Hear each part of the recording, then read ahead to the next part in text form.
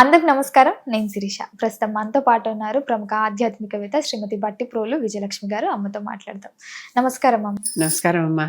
అమ్మ, విశేషంగా మన తెలుగింటి వారందరూ నల్ల పూసలు వేసుకుంటూ ఉంటారు. ఒక నల్ల పూసలు వేసుకుందంటే ఖచ్చితంగా ఆవిడకి పెళ్ళయింది అని గుర్తుపడుతున్నారు. ఈ పాయింట్ గుర్తుపెట్టుకో. అయితే గుర్తుపడుతున్నారు. ఇది పూర్వకాలం నుంచి ఉందంటారా, లేకపోతే ఈ మధ్యలో ట్రెండ్ అంటారా వేసుకోవడం? మన తెలుగింటి వారికి ఆనవాయితీనా నల్ల పూసలు వేసుకోవడం? నల్లపూసలు ముందరి నుంచి కూడా శనికి పరిహారార్థం.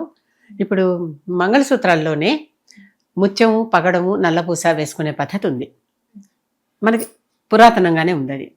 అవి మూడు ఏంటంటే శనికి దోషం రాకుండా నల్లపూస, చంద్రుడు మనకి కంట్రోల్లో ఉండటానికి, చంద్రుడు మనఃకారకుడు కదా, మనసు ఎప్పటికప్పుడు పరి విధాలుగా పరిభ్రమించకుండా స్త్రీకి, ఇల్లాలికి ముత్యము, కుజదోషాలు కలగకుండా ఎదురు వాళ్ళ దృష్టి మనకి తగలకుండా పగడము, ఇవి మూడు వేసుకునే పద్ధతి మనకి తరతరాలుగా ఉన్నది. అనుచానంగా ఎప్పటి నుంచో ఉన్నది. ఎప్పటి నుంచి ఉన్నది అనేది మనం చెప్పలేం, కానీ ఎప్పటి నుంచో ఉన్నది. గట్టిగా మాట్లాడితే లలిత సహస్రనామ స్తోత్రంలో కూడా కామేశబద్ధ మంగళ్య సూత్ర శోభిత కంధర అని చెప్పుకుంటాం. అంటే మంగళసూత్రం అప్పటి నుంచి ఉన్నది అని చెప్పుకుంటాం. ఈ మధ్యలో నల్ల పూసల గురించి నువ్వు ప్రత్యేకంగా అడిగావు. పెళ్ళైన స్త్రీకి పంచమాంగళ్యాలని చెప్పి నల్ల పూసలు, మెట్టెలు, గాజులు, బొట్టు, ఇవన్నీ కూడా మనం పద్ధతిగా చెప్తున్నాం. అసలు నిజంగానే పంచమాంగళ్యాలంటే బొట్టు, కాటుక, గాజులు, పువ్వులు, మెట్టెలు ఇలాంటివి పెట్టుకుంటాం అన్నమాట. ఇవి వచ్చినాయి, ఇవి ఎలాగో వచ్చినాయి మనకి. మెట్టెలు పెట్టుకోవడానికి ఒక ఆరోగ్య సూత్రం కూడా ఉంది. ఆ కాలు వీళ్ళు ఎక్కడికక్కడ నీళ్ళల్లో నడుస్తూ పనులు చేస్తూ ఉంటారు కదా, ఇంట్లో చేసినా పొలాల్లో చేసినా, అక్కడ ఆ నరం నొక్కుతూ ఉంటే ఎప్పటికప్పుడు వాళ్ళకి ఆరోగ్యం వస్తుంది, అక్కడ కరెక్షన్ అవుతుంది. కనుక దానికోసం అక్కడ మెట్టెలు పెట్టుకుంటాం. దానివల్ల వీళ్ళకి వచ్చేటటువంటి హార్మోనల్ ఇంబ్యాలెన్సెస్ అవ్వకుండా బ్యాలెన్స్ అవుతూ ఉంటాయి. అలాగే ఈ గాజులు కూడా అందుకే. ఈ గాజులు ఇక్కడ మణికట్టు దగ్గరికి వచ్చేలాగా వేసుకోవాలి. అసలు పద్ధతి అదే. ఈ మణికట్టుని గాజు నొక్కుతూ ఉండాలి. నొక్కుతూ ఉంటే ఇక్కడ ఎప్పటికప్పుడు మనకి హార్మోన్ బ్యాలెన్సెస్ అవుతాయి. హార్మోన్ సెక్రెషన్స్ ఉంటాయి కదా, అవి సరిగ్గా కావాల్సినంత వస్తూ ఉంటాయి. అందుకని ఇవి తప్పనిసరిగా స్త్రీ ఆరోగ్యం కావాలంటే డాక్టర్ల దగ్గరికి వెళ్ళేటప్పుడు ముందర ఇవి వేసుకుని ఉంటే, ముఖ్యంగా హార్మోనల్ ఇంబ్యాలెన్సెస్ వచ్చి పీరియడ్స్లో ఇబ్బందులు వచ్చి రావటము, డిఫరెంట్ ఇర్రెగ్యులారిటీ ఇన్ పీరియడ్స్ అని ఇవన్నీ చెప్పుకుంటాను చూడు, వాటికి గాజులు మందు అంటే ఇక్కడ నొక్కేలాగా వేసుకోవాలి, ఇక్కడెక్కడో వేసుకోవటం కాదు, ఇక్కడ నొక్కేలాగా వేసుకోవాలి. కనుక ఇవి వేసుకోవాలి. నల్లపూసలు మన దగ్గరికి ఎప్పటి నుంచి వచ్చినాయి అంటే విడిగా నల్లపూసలు గొలుసు వేసుకోవటం, మంగళసూత్రాల్లో నల్లపూసలు కాకుండా బయట విడిగా నల్లపూసలు గొలుసు వేసుకోవటం. ముఖ్యంగా ఈ మహమ్మదీయ రాజులు మన దగ్గరికి ఈ ఇన్వేజన్ జరిగింది కదా, దండయాత్రలు చేసి మన దగ్గరికి వచ్చేసారు కదా. వచ్చాక వాళ్ళు స్త్రీలను ఎత్తుకుపోయి వాళ్ళు పెళ్ళిళ్ళు చేసుకునేవాళ్ళు. వాళ్ళకి సంతానం కోసం స్త్రీలు కావాలి, వాళ్ళ జనాభా పెంచుకోవటం కోసం సంతానం కావాలి, సంతానం కోసం స్త్రీ కావాలి. ఆ మధ్య కాశ్మీర్లో జరిగిన అల్లర్లప్పుడు కూడా మీరు మతం మారండి లేదా చచ్చిపోండి, మీ స్త్రీలను మాత్రం మాకు వదిలేసి వెళ్ళండి అలా అడిగారు వాళ్ళప్పుడు. ఎంత దారుణం అనిపిస్తుంది కదా. వాళ్ళకి స్త్రీలు కావాలి, కేవలం సంతానాన్ని. అందుకనే ఒక్కొక్కళ్ళు 4 పెళ్ళిళ్ళు చేసుకోవచ్చు అని మన పర్మిషన్స్ కూడా ఇచ్చాయి. ఇప్పుడు జరగదేమో, కామన్ సివిల్ కూడా వచ్చాక ఇవన్నీ ఆగిపోతాయి కాబోలు. ఎంతమంది స్త్రీలను పెళ్లి చేసుకుంటే అంతమంది సంతానోత్పత్తి.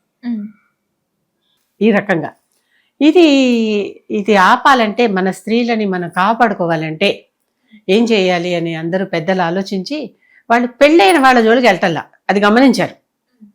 పెళ్లి కాని వాళ్ళ జోలికి వెళ్ళిపోతున్నారు. కనుక అందుకే చిన్నపిల్లలకి పెళ్ళిళ్ళు చేసేసేవాళ్ళు. అప్పుడే శారదా యాక్ట్ అని ఒక యాక్ట్ వచ్చి చిన్నపిల్లలకి కనీసం ఇన్నేళ్లు దాటేదాకా పెళ్లి చేయడానికి వీల్లేదు, బాల్య వివాహాలు రద్దు అని ఒక చట్టం వచ్చింది. ఎందుకంటే పాపం వాళ్ళకి తెలియదు. ఎంత బాల్య వివాహాల రద్దు చట్టాలు ఉన్నప్పటికీ ఇప్పటికీ కూడా గుజరాత్లో కొన్ని మారుమూల ప్రాంతాల్లో, రాజస్థాన్లో కొన్ని మారుమూల ప్రాంతాల్లో, మధ్యప్రదేశ్లో కొన్ని మారుమూల ప్రాంతాల్లో, అంటే ఇంకా అంత నాగరికత పెరగని ప్రాంతాల్లో చిన్న పిల్లలకి, పసిగుడ్డులకు పెళ్లిళ్ళు అయిపోతున్నాయి. కడుపుతో ఉన్నప్పుడే పెళ్లిళ్ళు అయిపోతున్నాయి. కడుపుతో అంటే పుట్టేవాడు మగవాడ కూడా తెలియదు, అయినా కూడా ఆడపిల్ల కూడా పుడితే వీడికి అనేటటువంటి ఒడంబడికలు అయిపోతున్నాయి వారి మధ్య. తర్వాత పుట్టాక పెళ్లి చేస్తారనమాట. అంటే అది చిన్న పిల్లలకే. నిజంగానే వెళ్తే ప్రైమరీ స్కూల్కి వెళ్తే ఇలాగా తలకి సింధూరం పెట్టుకుంటే వాళ్ళకి పెళ్ళైనట్టు కదా, అవి ఉన్నవాళ్ళు, నల్లపూసలు వేసుకున్న వాళ్ళు క్లాసులో చిన్న పిల్లలు ప్రైమరీలో కనిపిస్తారు. దీని మీద చాలా చర్చ జరిగింది. అప్పుడు మళ్ళీ చాలా వరకు అలాంటి రిమోట్ ఏరియాస్ కూడా వెళ్ళి వాళ్ళందరికీ దీని గురించి చాలా మంచి ఎడ్యుకేట్ చేయటం జరిగింది, వాళ్ళకి జ్ఞానం చెప్పడం జరిగింది, ఇలా చిన్నపిల్లలకి పెళ్ళిళ్ళు చేయకూడదు అని. ఇవన్నీ మనకి ఎక్కడి నుంచి వచ్చాయి? అప్పటి నుంచి వచ్చాయి. చిన్నపిల్లల్ని తూపై పెళ్లి చేసేసుకుంటున్నారు.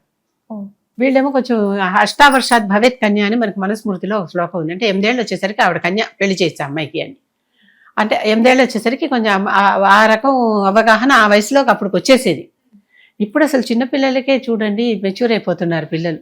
చాలా చిన్న వయసులో పిల్లలే మెచ్యూర్ అయిపోతున్నారు. ఒకప్పుడు 14-15 ఏళ్ళు వస్తే మెచ్యూర్ అయ్యేవాళ్ళు ఇప్పుడు 10 లోపలే మెచ్యూర్ అయిపోతున్నారు. 8 ఏళ్ళు వచ్చినప్పటి నుంచే వాళ్ళని జాగ్రత్తగా చూసుకోవాల్సిన పరిస్థితి వచ్చేస్తుంది. అంటే రోజులను బట్టి హార్మోన్స్ కూడా మారిపోతున్నాయి, విపరీతంగా ప్రవర్తిస్తున్నాయి. అటువంటిప్పుడు ఈ ఆడపిల్లల్ని రక్షించుకోవటం ఎట్లా అని అందరూ ఆలోచించి పెద్దలందరూ కలిసి ఒక తీర్మానం చేసుకున్నారమ్మా. అవసరాలను బట్టి నల్లపూసలు కడితే ఈ నల్లపూసలు ఉండదానికి పెళ్ళైనట్టు గుర్తు, మన పెళ్లిలో నల్లపూసలు కట్టిద్దాం. నాగవల్లి ఒక సందర్భంగా ఒక కార్యక్రమం జరుగుతుంది. ఆ నాగవల్లి కార్యక్రమంలోనే ఈ మన తంతు ఉంటుంది కదా, ఒక తంతు, ఆ నల్లపూసలు కట్టే కార్యక్రమం చేయించి దాంతోపాటు ఇది చేసేద్దాం, నల్లపూసలు కట్టించేద్దాం. అలాగే కాలికి మెట్టెలు పెట్టించేద్దాం. పెడితే ఏంటంటే వాడు గబుకొని చూస్తే నల్లపూసలు ఇలా ఇక్కడ ఫ్యాషన్గా ఇంతంత పతకాలు వేసుకుని ఇలా వేసేటటువంటి నల్లపూసలు కావు, గొంతుకు ఉండాలి ఇట్లా కుత్తి కంటలు అంటారు వాటిని. ఇక్కడ కుత్తికకే అంటే వాడు చూడంగానే వాళ్ళకి ఇక్కడ నల్లపూసలు ఉన్నాయి, వాళ్ళకి పెళ్లి కాలేదు, పెళ్ళి అయిపోయింది. అలాగే కిందకి చూస్తే కాలికి మట్టెలు ఉన్నాయి, పెళ్ళైపోయింది అని తెలుసుకుని వీళ్ళని ఏం చేసేవాళ్ళు కాదు, ఎత్తుకుపోయేవాళ్ళు కాదు. కనుక ఆడపిల్లలు అది అలవాటు. ఆడపిల్లలకి చిన్న వయసులో పెళ్ళిళ్ళు చేసేయటం, పెళ్ళి అయిపోయిన వాళ్ళకి ఈ రకంగా వాళ్ళ పెళ్ళయిందో లేదో మనకి ఎవరికి తెలియదు కదా. మరి చంద్రమతి మాంగళ్యం హరిశ్చంద్రుడికి తప్ప ఇంకొకరికి కనిపించదు అంటారు, అవునా? కథ ఉంది కదా మనకి. ఆ భర్తకి మాత్రమే కనిపించేటటువంటి మాంగళ్యం అది ఆవిడకి. అంటే అందుకనే శ్మశానంలో చూసి నీ మాంగళ్యం ఉంది కదా, అది మార్చి డబ్బు తీసుకురా అంటే, నీకు నా మాంగళ్యం ఎలా కనిపించింది, నువ్వు హరిశ్చంద్రుడివా అని అడుగుతుంది చంద్రమతి అప్పుడు. లేకపోతే నా మాంగళ్యం ఎవరికి కనిపించదు.